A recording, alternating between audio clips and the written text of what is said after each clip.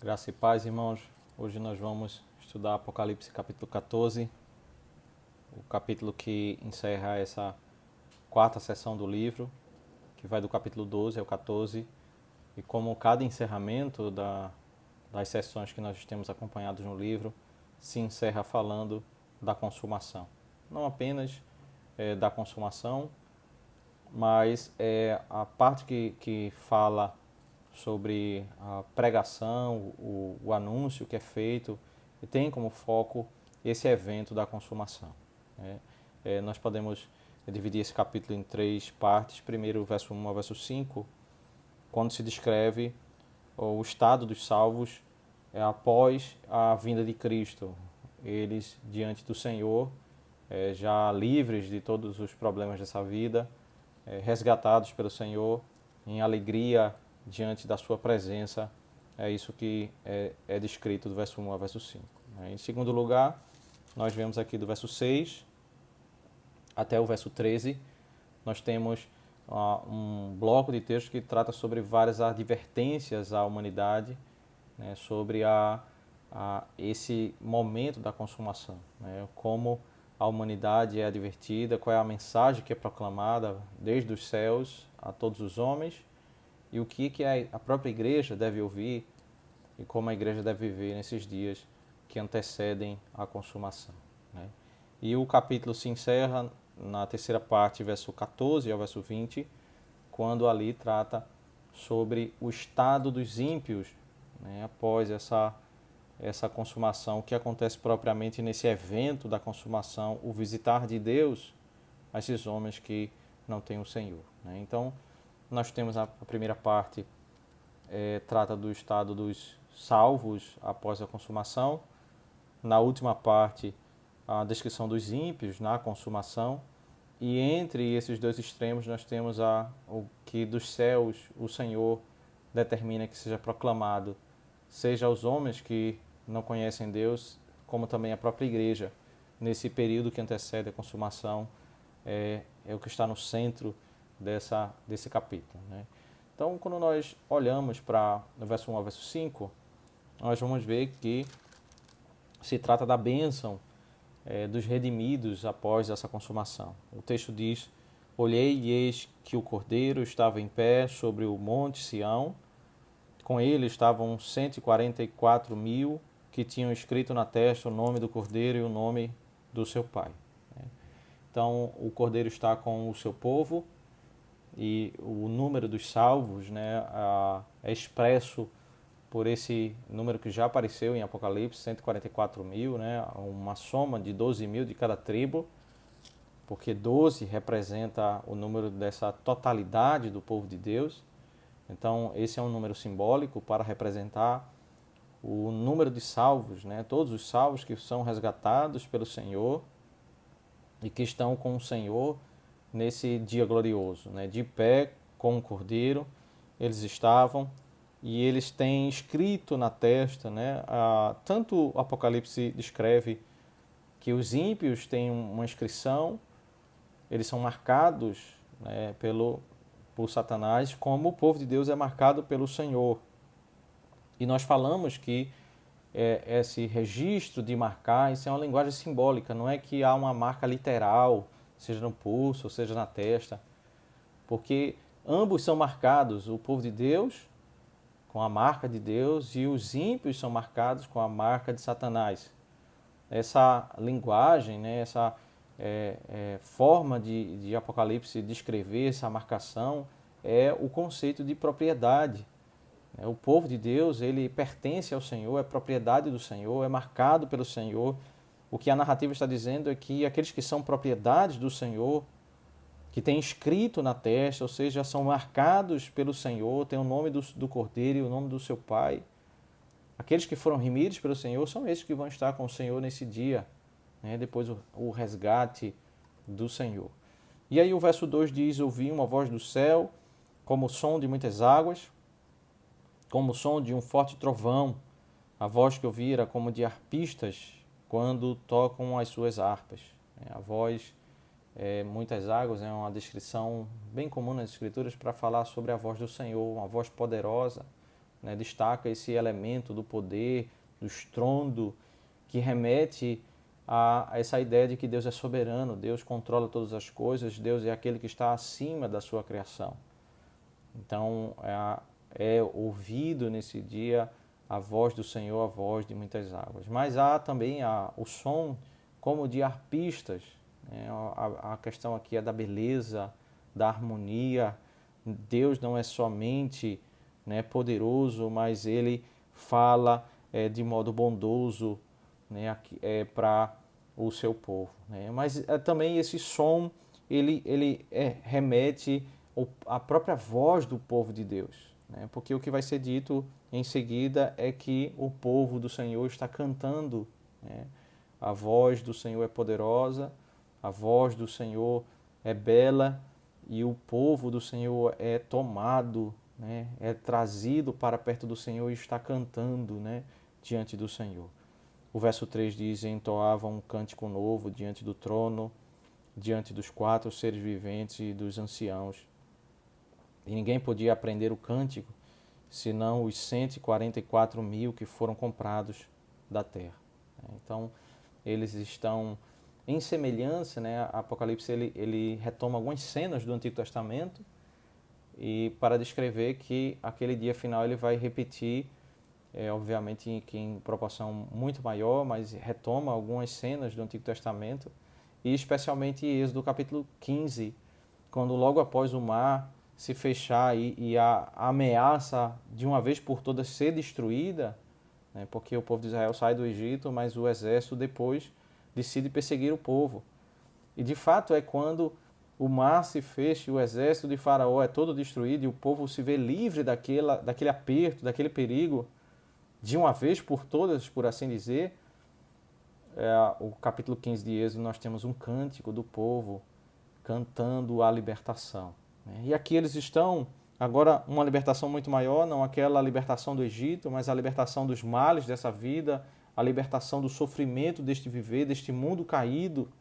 Eles estão diante da presença de Deus, eles estão com um cântico novo, é o cântico que narra essa libertação grandiosa. O que Moisés cantou foi a libertação do Egito, o que esses homens estão cantando é a libertação dos males dessa vida. Eles estão diante do trono do Senhor, diante daquele cenário que é descrito nos primeiros capítulos, né, dos 4 seres viventes e dos anciãos. E ninguém podia aprender o cântico, senão esses que foram salvos, que foram comprados da terra, né?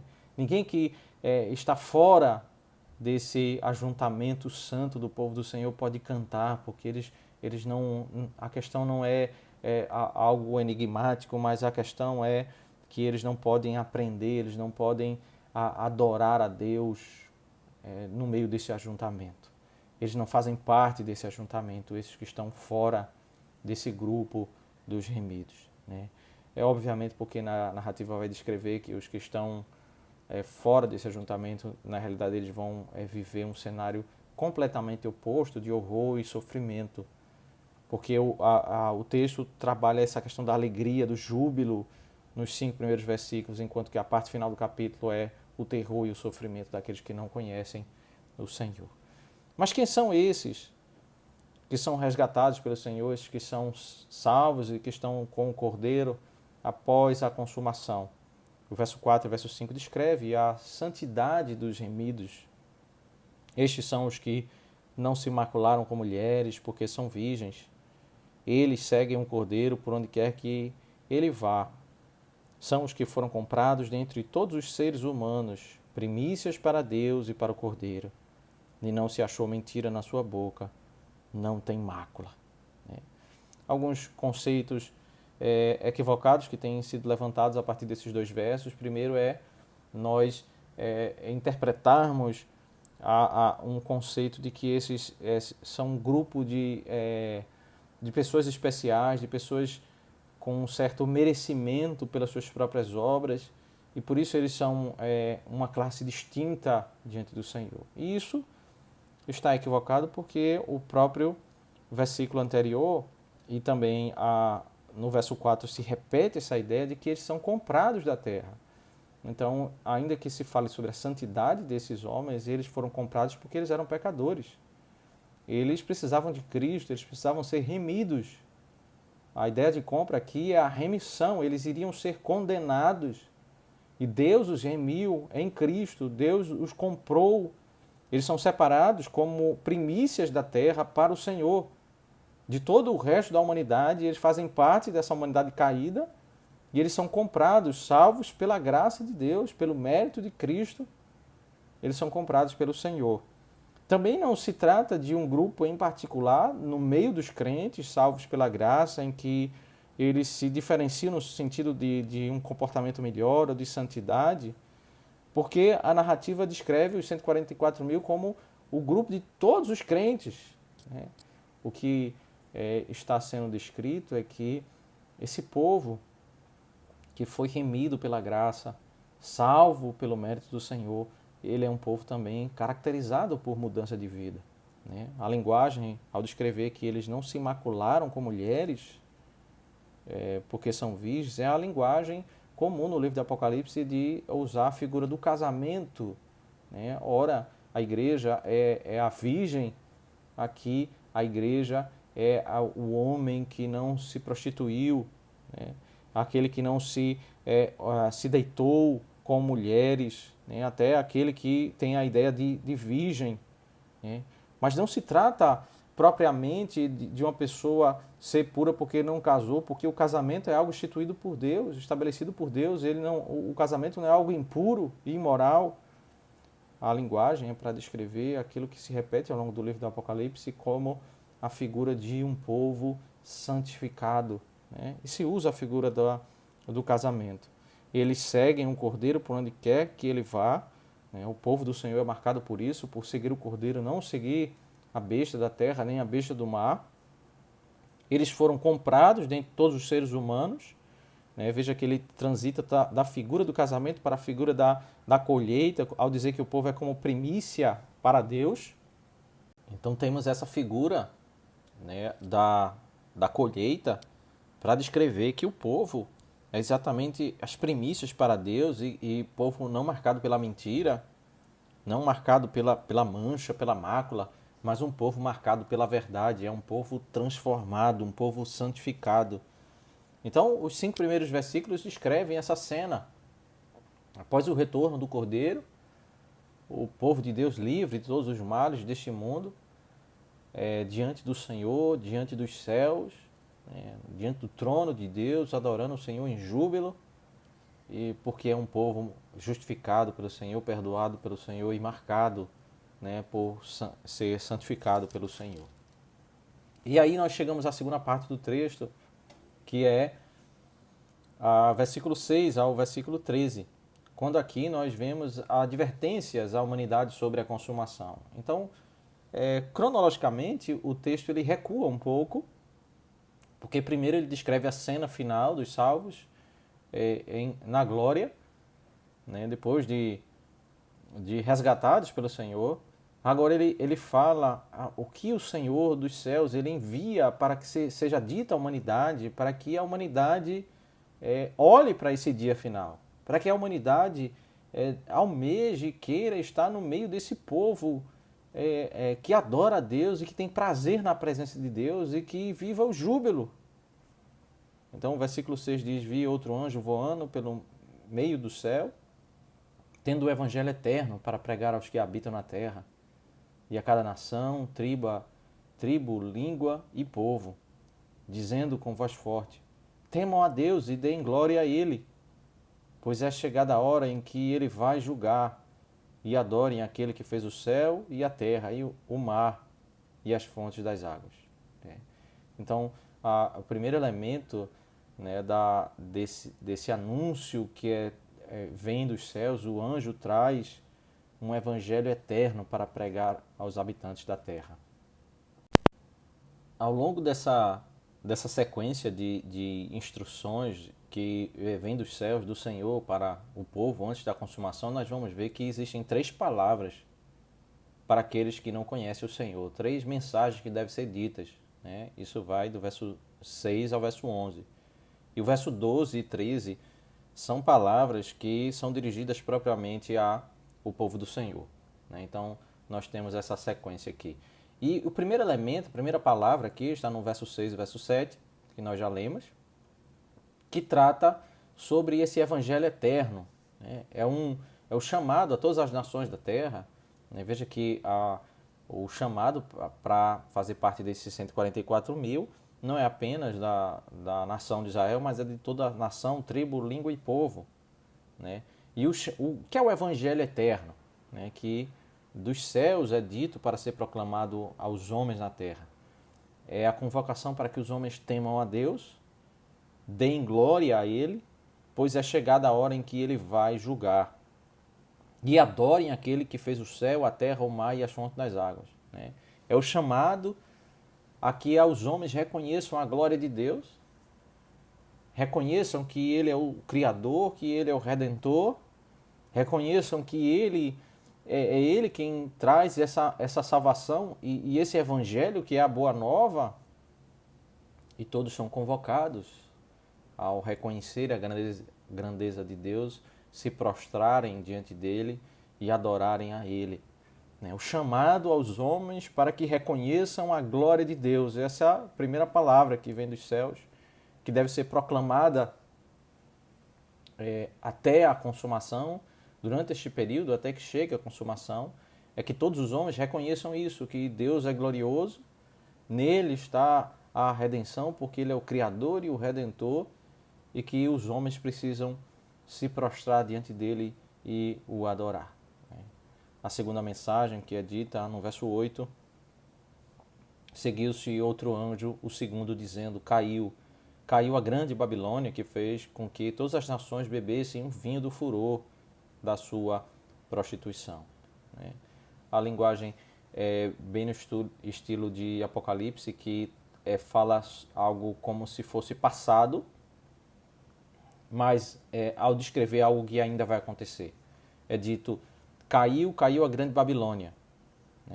O que deve ser pregado é que a Babilônia vai cair. De fato, ainda ela não caiu, né?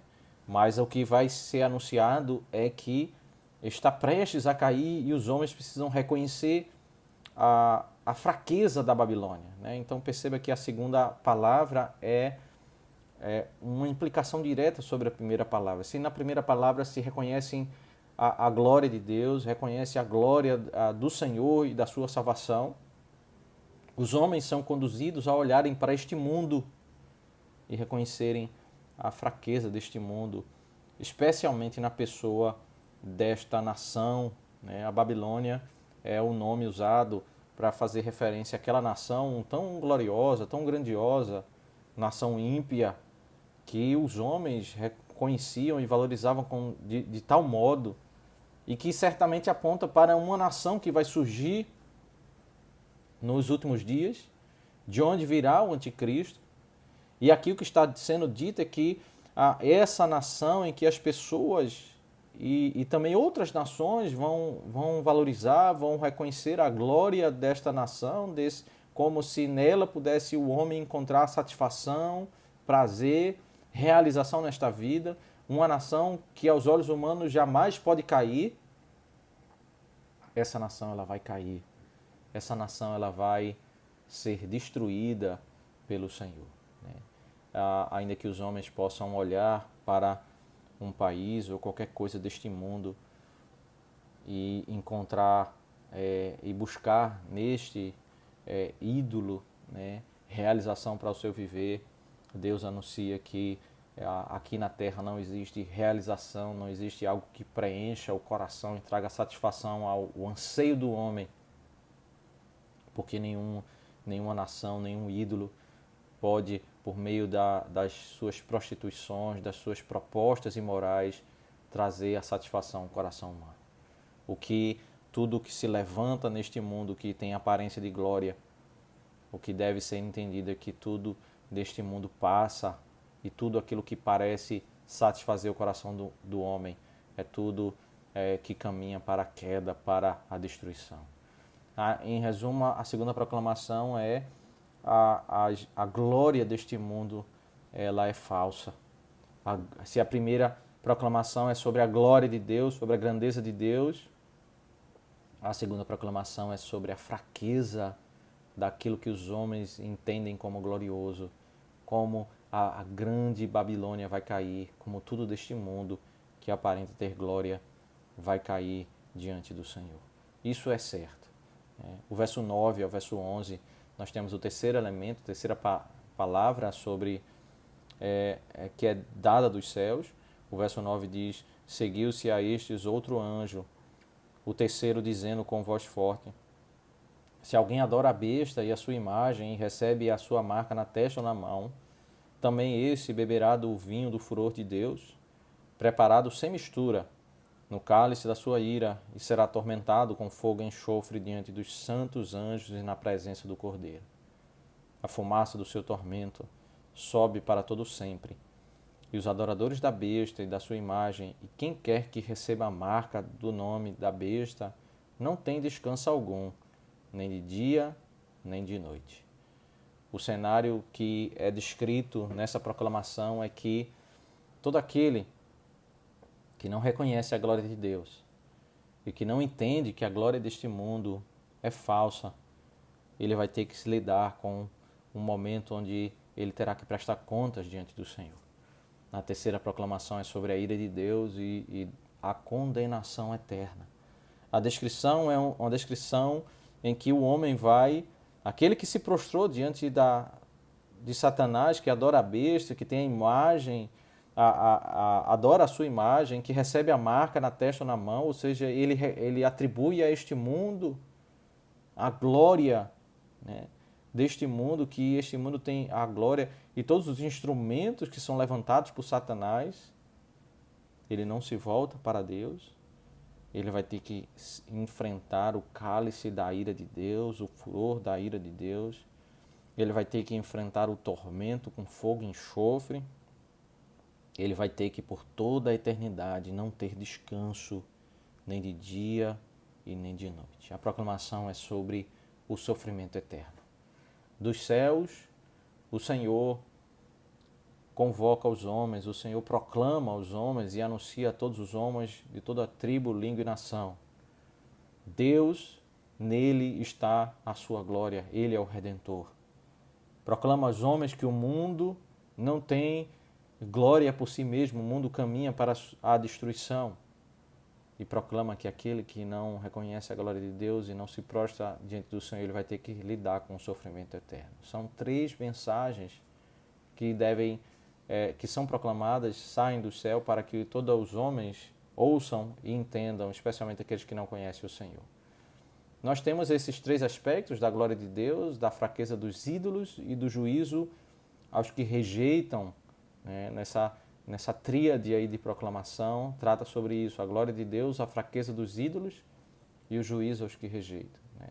A cena ela é descrita por três vozes, que são três anjos que proclamam ao mundo. Mas percebam que isso é uma cena que João está contemplando do que é a missão da igreja, porque na cena ele vê os anjos dizendo o que deve ser dito aos homens na terra. Mas quem cumpre essa missão não são os anjos, é a igreja do Senhor. Os anjos estão encenando aqui nesse capítulo qual é a mensagem do evangelho que é pregada aos homens antes da consumação, que nós como igreja devemos pregar. Nós devemos pregar sobre a glória de Deus, sobre a fraqueza dos homens, do mundo, dos ídolos, e nós devemos pregar que todos os homens vão prestar contas diante do Senhor, e aqueles que não forem remidos vão passar a condenação eterna em sofrimento e tormento por toda a eternidade. E essa é a proclamação que a igreja deve fazer, do que nós devemos trazer ao mundo. Mas aqui, o verso 12 e 13, nós temos uma instrução aqui para a igreja. O verso 12 diz: aqui está a perseverança dos santos, os que guardam os mandamentos de Deus e a fé em Jesus. Né? Muito semelhante ao final daquele bloco no capítulo 13, né? Ao final da primeira parte, que termina aqui no verso 9 e verso 10.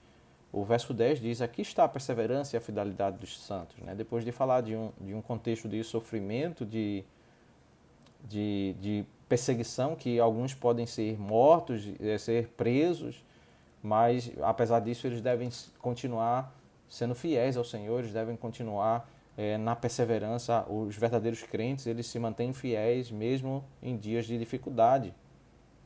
E aqui a palavra do Senhor, quando diz à sua igreja, aqui está a perseverança dos santos, né? Os que guardam os mandamentos de Deus e a fé em Jesus, né? A perseverança dos santos está, em primeiro lugar, ao proclamar essa tríade de mensagens, né? Essa sequência de mensagens que fala da glória de Deus, da fraqueza dos ídolos e do juízo eterno, né? De que o Senhor vai julgar a terra. Essa tríade caracteriza quem? Aqueles que não fraquejam diante desse mundo, aqueles que perseveram no Senhor, aqueles que guardam os mandamentos de Deus e aqueles que têm fé no Senhor, né? Isso é a marca do povo do Senhor, a marca da verdadeira igreja, né?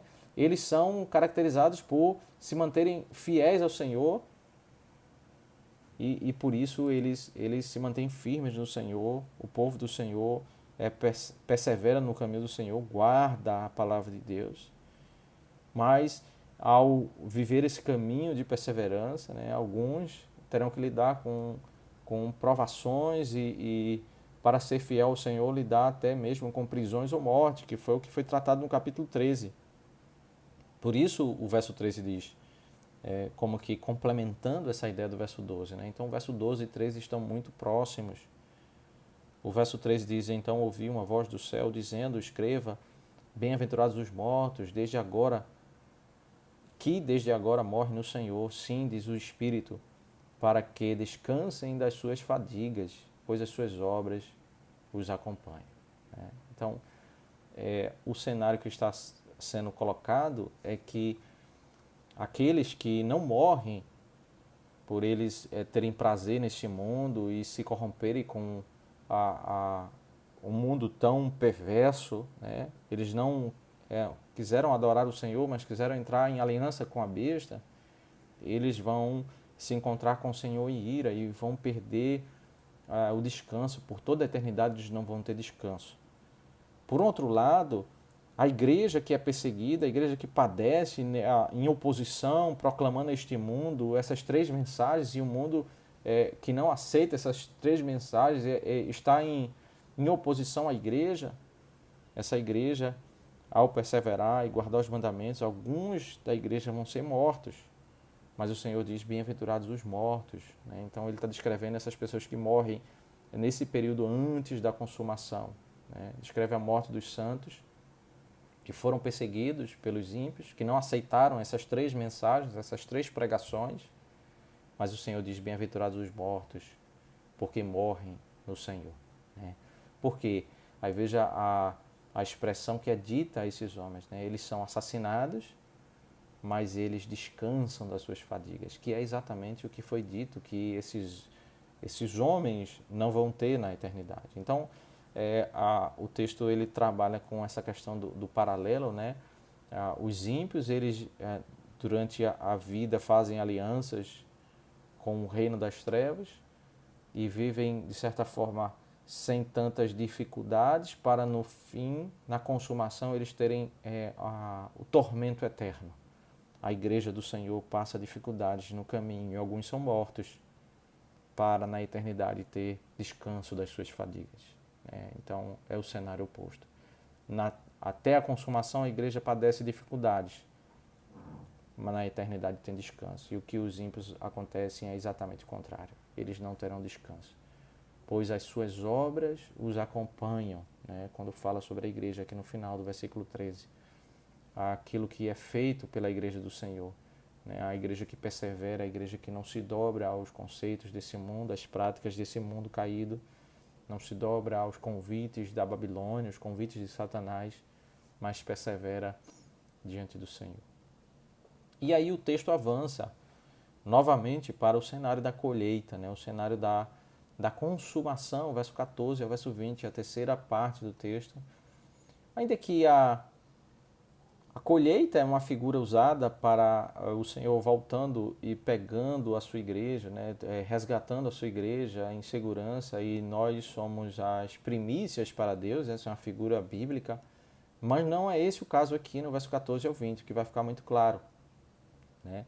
Aqui o texto se propõe a fazer o oposto daquilo que foi dito no verso 1 ao 5 sobre os salvos. Aqui é uma narrativa própria para os ímpios, aqueles que rejeitaram completamente a pregação que foi exposta aqui, dessas 3 palavras que foi dita do verso 6, particularmente ao verso 11, né? Porque verso 12 e 13 é para a igreja. Mas essas 3 palavras que é dita aos homens de todas as nações, eles rejeitaram, e agora eles têm que lidar com uma visitação de ira do Senhor, né?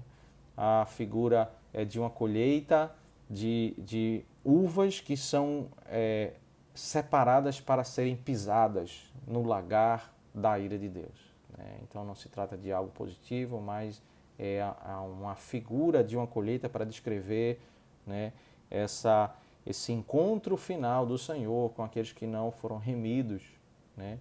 E como é que o Senhor faz isso? Então a cena é descrita 2 vezes, né? A mesma cena é descrita em 2 movimentos. Verso 14, 15 e 16 descreve a cena e depois se repete, né, em termos muito semelhantes, verso 17 ao 20, só que agora trazendo mais informações sobre essa visitação da ira do Senhor, né? Podemos ver isso, se você olhar aí o verso 14, fala sobre um homem com uma foice afiada, né? O verso 15, nós temos um anjo que proclama, e o verso 16 nós temos a execução, né? Então, o verso 14 aparece um homem com uma foice afiada, o verso 15 uma proclamação dizendo para que seja executado, e o verso 16 temos propriamente a execução, né? Mas não se entra tanto em detalhes sobre essa colheita, né? Essa execução de passar a foice afiada. Então aí nós chegamos no verso 17, nós temos outro que aparece com a foice afiada, é o mesmo movimento do verso 14. O verso 18, novamente nós temos um anjo que sai e faz uma proclamação, né? E o verso 19 e 20, nós temos a execução, né, dessa colheita, de passar a foice afiada, e agora nós temos muito mais detalhes, né? O texto ele aprofunda e se complementa ao descrever um único evento, que é a consumação do juízo sobre aqueles que não estão no meio do grupo dos remidos, né? Então, o verso 14 diz: Olhei, e eis uma nuvem branca, e sentado sobre a nuvem um semelhante a filho de homem, tendo na cabeça uma coroa de ouro e na mão uma foice afiada, né? Então, a descrição do Senhor Jesus Cristo, a descrição daquele que é semelhante ao filho de homem, né? Comum, a linguagem no livro do Apocalipse é para falar sobre o Senhor. Ele está sentado nas nuvens, ele vem das nuvens, né, com a cabeça, com a coroa de ouro, né, como rei, ele vem para fazer juízo, para destruir os seus inimigos, e na sua mão está a foice afiada. Então, a consumação ela tem 2 aspectos, né? O primeiro aspecto é separar o povo do Senhor, e o segundo é derramar a ira, né, sobre aqueles que não estão remidos, aqueles que não foram salvos pelo Senhor, né? Então, outro anjo saiu do santuário, gritando com voz forte para aquele que estava sentado sobre a nuvem. Então, o anjo se dirige ao Senhor Jesus, né, e ele vem do santuário, né, e diz: pega a sua foice e comece a colher, pois chegou a hora da colheita, visto que os campos da terra já amadureceram, né? Então, ele ainda não menciona a questão das uvas, ele diz apenas que os campos estão maduros, né? Mais adiante que ele vai detalhar isso. Mas chegou a hora da colheita, né? O anjo que sai do santuário, que sai da presença de Deus, do lugar mais santo e mais sagrado, e por isso esses temas eles estão entrelaçados, santidade de Deus e a sua ira, porque é do santuário em que Deus ele determina, né? É por causa da sua santidade, da sua presença, que ele determina o juízo sobre aqueles que não estão justificados em Cristo, sobre aqueles que não foram perdoados, né? Porque Deus é santo, é que ele derrama a sua ira, né? Deus é santo e para nos abençoar ele teve que derramar a sua ira sobre o seu filho, né? Porque por causa da sua santidade, a sua justiça, a sua ira tem que ser derramada, seja sobre aqueles que não têm Cristo, sobre a própria cabeça deles, ou é derramada em Cristo para favorecer aqueles que estão em Cristo, né? Então, temos a ordem, não a ordem, mas a palavra que vem do santuário, né, ao Senhor Jesus, para que isso seja cumprido. E aí o verso 16 diz, e aquele que estava sentado sobre a nuvem passou a foice sobre a terra e fez a colheita, né? Então, ainda que nós temos esses três elementos, o verso 14, 15 e 16 não entra tanto em detalhes, não menciona detalhes dessa colheita, e não menciona detalhes sobre o campo, que vai ser dito no segundo movimento, né? Quando o verso 17 diz, então outro anjo saiu do santuário que se encontra no céu, tendo também uma foice afiada, né? Então, os elementos mudam um pouco na narrativa, porque aqui não é o próprio Senhor Jesus, como é no primeiro movimento, mas é um anjo com a foice afiada. E depois, ainda outro anjo, verso 18, saiu do altar, o anjo que tem autoridade sobre o fogo, e clamou com voz forte ao que tinha a foice afiada, dizendo, pegue a sua foice afiada e ajunte os cachos da videira da terra, porque as suas uvas estão maduras. Então, o segundo movimento, que é o movimento da palavra que vem agora do altar, né? Alguns elementos são diferentes. O altar é o lugar onde está cheio das orações dos santos que oraram ao Senhor, pedindo por justiça, pedindo para que Deus execute a sua justiça e traga a consumação, o livramento das dores do povo do Senhor, o livramento do sofrimento desta vida, e leve o povo para a presença do Senhor. E do altar, de onde as orações que chegam à presença de Deus, ali sai o anjo do Senhor e fala com a voz para aquele que está com a foice afiada, que nesse caso aqui é o anjo, para que ele passe a foice. E aqui fica claro a questão da colheita é sobre a videira, né? Cachos da videira da terra, porque as uvas já estão maduras, né? Aquilo que não foi descrito no verso 15, que ali só fala sobre campos amadureceram, aqui entra em detalhe e fala sobre uvas maduras, né? Então o texto ele vai entrando em detalhes. E aí o terceiro movimento, verso 19 ao 20, que fala sobre a execução propriamente. Então hoje o anjo passou a foice na terra, ajuntou os cachos da videira da terra e os lançou no grande lagar da ira de Deus.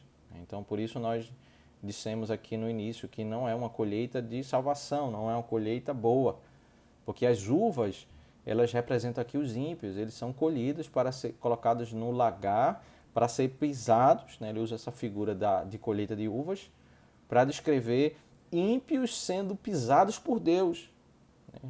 Eles são lançados no lagar da ira de Deus. Eles são visitados pelo Senhor com a foice para serem colhidos para passar o horror e condenação eterna. Então, o juízo eterno é muito mais do que não ir para a presença de Deus. Além de não ir para a presença de Deus, o Senhor vai às pessoas, até essas pessoas, e vai colher essas pessoas para eles irem para a condenação eterna. E que imagem forte e terrível no verso 20. O lagar foi pisado fora da cidade, fora da presença de Deus. A cidade representa essa ideia, esse conceito da presença do Senhor, do lugar da bênção, do lugar de onde tem as dádivas do Senhor. E correu sangue do lagar, chegando até a altura dos freios dos cavalos, numa extensão de cerca de 300 quilômetros. Então, a figura é terrível, é descrevendo uma cidade tomada por sangue, numa altura até dos freios do cavalo. Imagine ali a altura de sangue, né? Tão grande foi o assassinato, né? Veja, ele mistura a linguagem do ato de pisar uvas num lagar para produzir o vinho, para a ideia de um exército, né? De uma cidade sendo totalmente exterminado e um rio de sangue, né? Numa altura enorme, por 300 quilômetros. É uma linguagem para descrever o cenário de destruição, o cenário da ira de Deus sobre aqueles que não estão no Senhor, para descrever a ira do Senhor, que vai visitar essas pessoas nesse momento da consumação. Então chegamos ao fim aqui desse capítulo, e o que nós podemos extrair, né, tirar de conclusões sobre esse capítulo. Né? Primeiro, vamos olhar um pouco a relação do capítulo 14 com o capítulo 13, né, que descreve o capítulo 13, ali, o período entre a primeira e segunda vinda, né, como um período em que Satanás tenta destruir a igreja, seja pelo falso ensino ou seja pela perseguição. Apocalipse 14 descreve o cenário de que, apesar de toda a instrumentalidade, toda a ação de Satanás, a igreja no final ela vai ser vitoriosa, vai ser resgatada pelo Senhor, vai estar de pé com o Senhor. Toda a igreja, os 144 mil, todo o número de salvos de todas as nações vai estar diante do Senhor, e não importa quais sejam as ameaças e os assassinatos, os martírios, as perseguições, as lutas que nós enfrentamos nessa vida, no final nós seremos vitoriosos porque nós estamos com o Rei dos Reis e Senhor dos Senhores. Né? Mas como nós devemos nos comportar neste mundo até que essa consumação chegue? Nós vamos pregar essas três palavras, esses três ensinos que são expostos aqui em Apocalipse 14.